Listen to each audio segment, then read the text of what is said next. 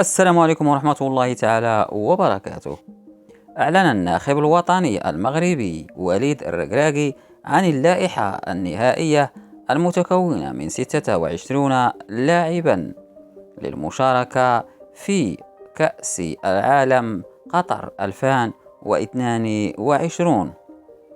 إذن إليكم اللائحة النهائية الكاملة لأسود الأطلس.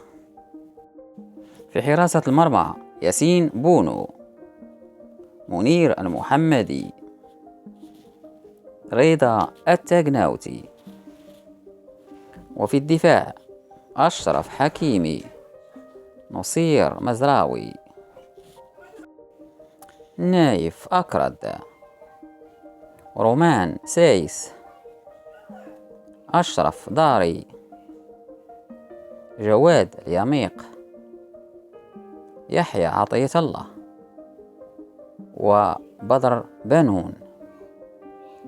في وسط الميدان سفيان أمرابط، عبد الحميد الصبيري، سليم أملاح، عز الدين هناحي، بلال الغنوس، يحيى جبران.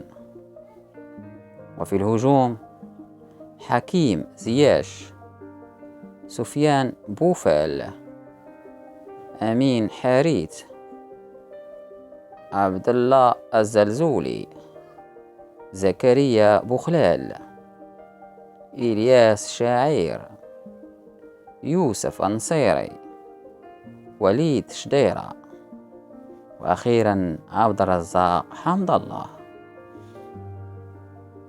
كانت هذه هي اللائحة النهائية الكاملة المشاركة لأسود الأطلس في نهائيات كأس العالم قطر 2022.